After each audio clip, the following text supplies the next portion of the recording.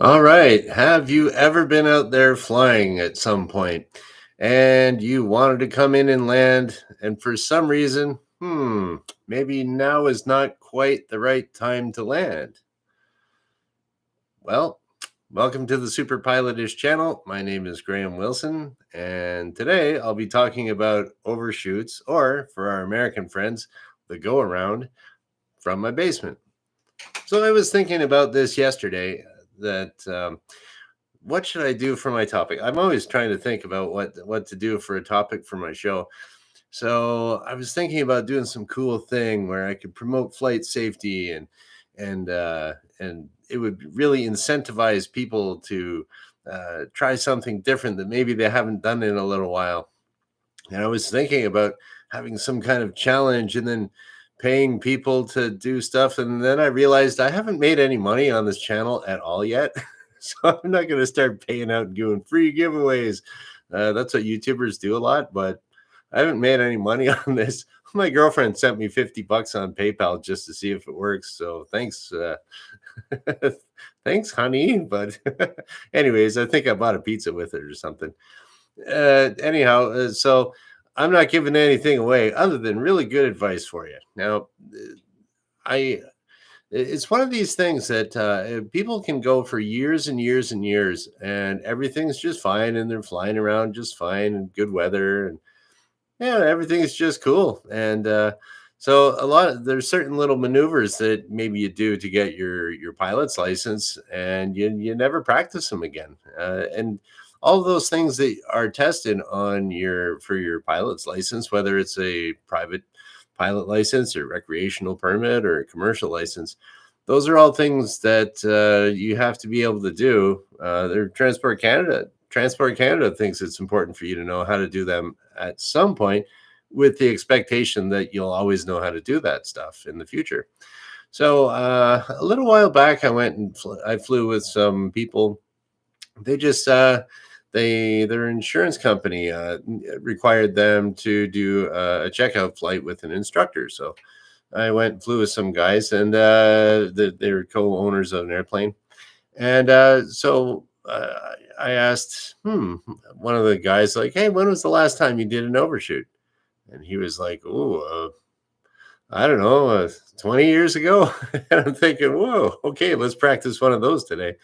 But and then I was asking other people here and there, when was the last time you actually had to go around? Okay, here, clarification here for our American friends. Up here in Canada, we call a go around, we call it an overshoot. Now, there's also, I didn't even know that they didn't talk like that in the States until I just Googled it before I came on. So, go around, overshoot, I'm going to use those interchangeably today. And yeah, I know you can overshoot or undershoot an ILS, and there's all other little things like that. But today we're talking about going around, uh, deciding, okay, I'm not going to land right now. That's what we're talking about. So I would recommend, especially if you're a pilot that hasn't done one of these things in a while, maybe the air traffic controllers are fantastic at your airport, or have a little quiet little airport, no one's ever really around, and you never really have to decide, I'm not landing right now. So I would say, if you haven't done this in a little while, I would say just for fun, and just to like, can you do it? If you haven't done an overshoot, you haven't done a go around in years, you might as well go practice it. It gives you an excuse to go flying. So you could go up, fly, get lots of altitude here, so you're nice and safe. If anything weird happens, chances are nothing will, but there's a potential there that you have to kind of watch out for, and I'll explain that a bit later. The potential for a little oops that can happen. So yeah, go up and get up a few thousand feet up in the air, or as much altitude as you're comfortable with. Set it up in landing configuration, power setting, flat, gear, whatever your airplane has, and say, okay, I'm going to descend down to this point, and at that altitude, I'm going to overshoot. Okay, so then what do? You put the power on there, and you're bringing your nose up to a climb attitude and cleaning up the plane. Maybe you're going from full flap to, you're going up in stages to, you know what? I think this is better to be described on a whiteboard, but I don't have a whiteboard. I've got something even better. You saw it already, probably. The cardboard. Got a box here. So, yeah, there you go. There's your runway. There's you. So you can practice this up in the air and, just get used to giving it full power, climbing up. How does it climb? What's the attitude look like of your airplane? And then, you know what? Maybe I need another training aid for that. And I got something. I still have to get myself a nice little training aid, but we can improvise. Paper and a pen. Here we go. So this is going to be our training aid. I've done this many times when maybe in the briefing room there's not one handy, but there's usually a pen and a paper handy. So there we go. Here are my wings.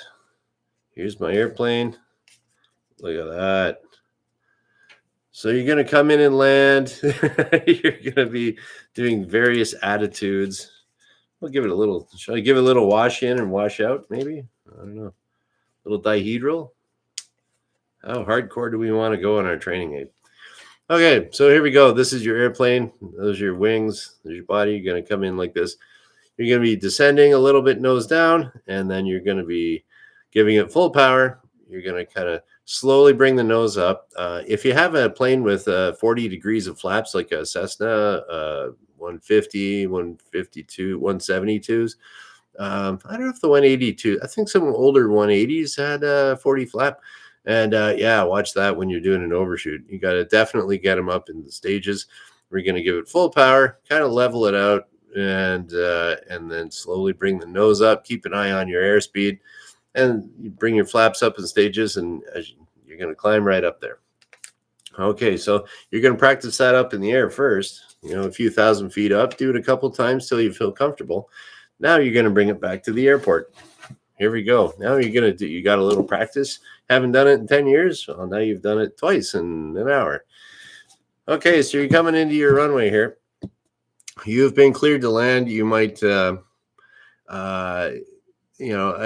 could tell the controller that I'm going to be practicing an overshoot here, or I'm going to practice a go around, and they'll probably say approved or blah, blah, blah. But the thing is, or you could just do it and see how the controllers react. Now the air traffic controllers. Now, if you're at an uncontrolled airport, big deal. Do whatever you want. Just make sure you do your radio calls, so everyone knows what you're up to. And then for the controllers, let them know. Or the controllers are pretty good, and they're trained to expect to go around at every single landing. They said, well, okay, they're cleared to land, but they can still go around, and that happens a lot, especially at an airport where there's a lot of flight training going on. There's a lot of times that you have to go around as an instructor. I know, I am one. So here we go. We're going to come in, and let's just say, you pick something like I'm going to be 200 feet above ground. Okay, 200 feet AGL. So you're coming into land. You're all nice and lined up, and at about 200 feet. There we go. 200 feet above ground. All right, I'm going to do the overshoot. Now, the first thing you do is you get that power in there. And that's automatically, once you give it full power, the nose is going to want to go up on you anyways. And so, okay, so you don't have to be yanking it up and stalling the plane. You don't want that to happen. So yeah, that's the reason why you don't automatically. Okay, so here we go. Let's say you're coming in like this, and maybe your airspeed's a little bit low, and you have to go around. Well, if you automatically increase your angle of attack of the wing there with no power, you're right. Maybe if you're too slow, okay, I went from here I am here to now I just stalled the wing, and then that's no good. So power goes on first, and just about it, and that'll make your nose go up, and you just kind of help it up. Go to basically like a nose on the horizon kind of attitude. That's remember your old attitudes. You got your cruise attitude, you got your nose up attitude, nose down attitude, bank. There we go. a little jogging your memory there. So here we go. We got our full power and stuff. Now, what the way I taught it, and I'm pretty sure this is the way they teach it everywhere, is as you're going up, you're going to want to go just a little bit to the right of the runway over here. Okay, can you see that? Okay, that's a little bit better. So you're going to go like not immediately, don't crank it over or nothing like that. Just okay, we're going to go over here. So that way you can take a look. You can take a look down from your pilot window directly onto the runway. So the reason is maybe you did an overshoot because there might have been another airplane coming out here, and that airplane was on the roll, and he's just going to go take off. Whereas if you're directly over top of the runway, he can take off and fly right underneath you and right into you. But if you keep an eye on him over on this side, and he can take off, you're out of the way, you're watching him. Maybe he can't see you because he's looking down there and he's not looking up at where you are. No, you never know. A little safer, you go to the right now. And don't just start saying, okay, I'm cool. I'm at like 500 feet over here, maybe. I'm just gonna go keep climbing, and I'm gonna join a mid downwind over here. You don't want to do that. So, because what if someone's coming this way?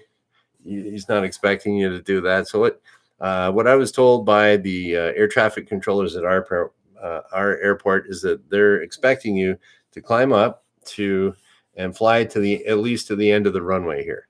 And now you might be at circuit height or circuit. There we go. There's another Canadian term, circuit. We call it a circuit. Americans call it a pattern. So, but generally you're going to be 1,000 feet above the ground here. You might get 1,000 feet above the ground here, and then just keep going to the end of the runway. Or if you're maybe not at 1,000 feet, you go to the end of the runway. You can climb up right up to 1,000 feet and come over here. But just as long as you make it to the runway, then you can turn over. And of course, if there's air traffic, do what they tell you. They have a better picture, and they have you plan. They have a mental plan of how to slot you in to get you back again. And then so you're doing this. Da, da, da, da.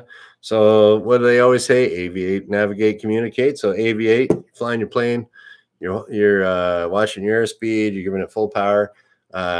Navigate. You're going to navigate to the right side of the road, the runway here, and then you finally do, when everything's cool and safe, you give a radio call, Foxtrot Alpha Bravo Charlie in the overshoot, or Foxtrot Alpha Bravo Charlie going around, whatever you might want to say. We usually say here in Canada, it's like your call sign and then in the overshoot, and they go, okay, Roger, and they know what you're up to.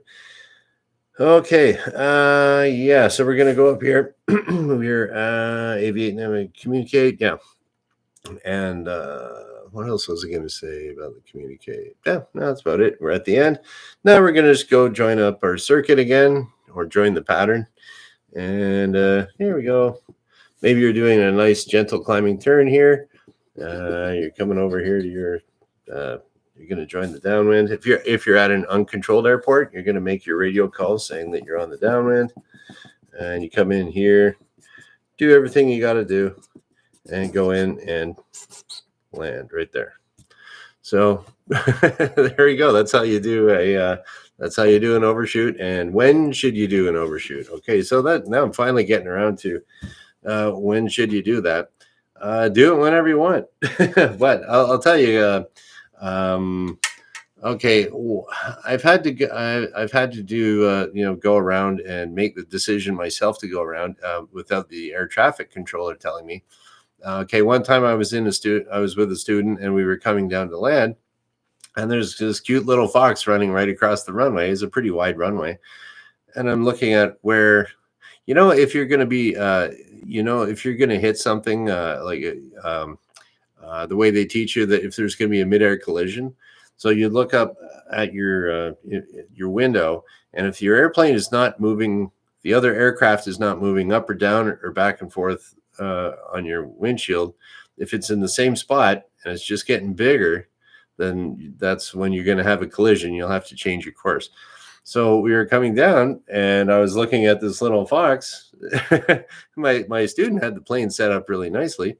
And so it was a nice stabilized approach, and that fox was sitting there he was kind of running across here, and I was like, he's getting bigger there. He's going to be right at the middle of the windshield when I hit it, something like that, I guess. And so I could see we were just coming right down. Anyways, I might have been wrong. I might not have been wrong. But when in doubt, hey, go around. So I just told the student, okay, we're going to have to overshoot. Give her full power. Let's go. And then we missed the fox. Foxtrot Alpha Bravo Charlie in the overshoot. And then you might even want to tell why you're doing it. Saw a fox on the runway. Okay. Saw a bear on the runway. That can happen. That's happened a few times.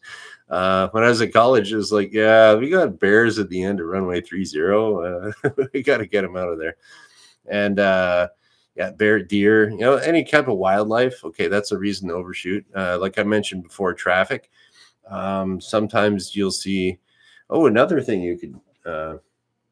If you're not sure, go around. So this happened to me before too. If you ever have a runway like this, and maybe there's an intersection that goes to it, something like this. Okay, so and then you have like to be clear of the runway, you got to be 200 feet back from it. So there'll be a kind of a we'll have a hold line there, and I had a plane that was taxiing up. The plane came past it here. There we go. So technically, I mean, I could have landed here, no problem. I had a student on board. I could have landed there, no problem. But this guy was technically over the hold line, and so if that, even though we got lots of room there, but if you're within that 200 feet. If I were to land, that's a runway incursion. And that means the guys in the tower have to do some paperwork. So I figured I'd save them the paperwork. And I just said, yep, give her full power. Up you go. Foxtrot, Alpha Bravo, Charlie in the overshoot. Yeah, so traffic, whether he just rolls right out here or maybe blows over a hold line. Yeah, I'm not going to draw any deer or moose or anything on it. I don't know, what would a moose look like? You got a couple legs here. Here's my moose. He's got a head. He's got some big antlers. There we go. How do you like my moose over here? And then they usually got this little thing underneath too, right? I forget what that's called. Look at that beautiful moose. Watch out. Go around. Okay. So you got that could be if it's an uncontrolled airport, it could be the local kids going out there pretending, oh yeah, let's go do a drag race on the on the runway. If there's like not too much security there, that can happen too. Or even if if you're flying a float plane, you might have to go around because there's boats in the way, or you get close and you see that moose, but the moose is swimming in the water instead of walking. You could get down and see, oh, there's a log there. Okay, let's maybe go around again and we'll see if we can land in a different part of the lake, or someone in a canoe, or there's that. Or even if I flew once on skis, and they always said to watch out for people around the snowmobiles ripping across the runway on the frozen lake. So you got to watch out for that too. There we go. That's when you overshoot, whenever you want. And whenever it's unsafe, if unsure, just go around. Once you're up in the air and you got everything all cool, you got lots of time to figure things out. And you could even come back, take a look at the surface. Is the moose gone? Is the deer gone? Did when you said that there was a fox on the runway like I did, they sent a truck out to go take a look. And didn't find the fox. The fox went off and got a mouse or something, I guess. Went for dinner. But yeah, so I mean, there you go. That's when you overshoot, and that's how you overshoot. And or go around for our American friends. I guess it's and then if the air traffic controllers tell you when they see something wrong, like an incursion happening, they could say Foxtrot Alpha Bravo Charlie, pull up and go around. So, but just because they say pull up and go around doesn't mean that you got to start yanking right away. Full power first. That'll make your nose start to come up. Go to a climb attitude. get your speed, do what you got to do, flaps up in stages, whatever it says in your book and the way that you're trained. Whatever it says in the POH of the plane, that's what you do. So, okay, and that's about it for today. It's the weekend, and you know what's really exciting? Manure is on sale. End of the season manure, half price. Looking forward to it. Gonna pick up some of that today. And the time check is about 20 minutes here. Time check, slime check. Here we go. How are my tomato seeds doing? Okay, we got our persimmon ones. Oh, that is getting slimy. You see that white scum in there? Hey, I think it's smells good enough too. So yeah, I think it's time to get those things. I'll give it a few more days. I forget when I did this. I think it was it a week ago? I'll check. So anyways, in the basement here, it's I got my cool I don't know really what the temperature is down here too much. And then I wanted to make sure, okay, for this, for all you engineers out there, okay, what's the exact temperature and what's the exact humidity and what's the, everyone wants the exact. Oh yeah, hey, Mona Moore, manure and slimy tomatoes. You have quite the interest. Yes, I do. Oh man, look at this. This is getting all fuzzy wuzzy. Look at that mold fuzz growing on top. Okay, that's due to, I might get it extra gross. Do something with it. Make some kind of a video out of it. That's cool. And what else do we got to do? So that slime's looking pretty good. And what else was I gonna? Something else I was gonna show you. Oh, the temperature for all you engineers out there. I got my little. Okay. Here we go. Got my little my little thermometer here. Temperature is about 70 degrees Fahrenheit, or what would I call that? 21, 22 Celsius. What do we got there? See if you can see the little red. Where's that? Hard to see in the camera. Oh well, take my word for it.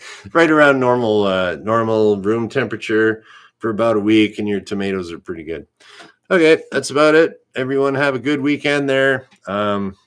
Thanks for watching. I'll be back maybe with my slimy tomatoes, but hopefully with something else that maybe you hadn't thought of, or maybe you'll learn, something new on Monday, because I do this Monday, Wednesday, Friday at noon Eastern, and we're going to shut her down. Okay, here we go. Thanks for watching. Have a great weekend. Bye.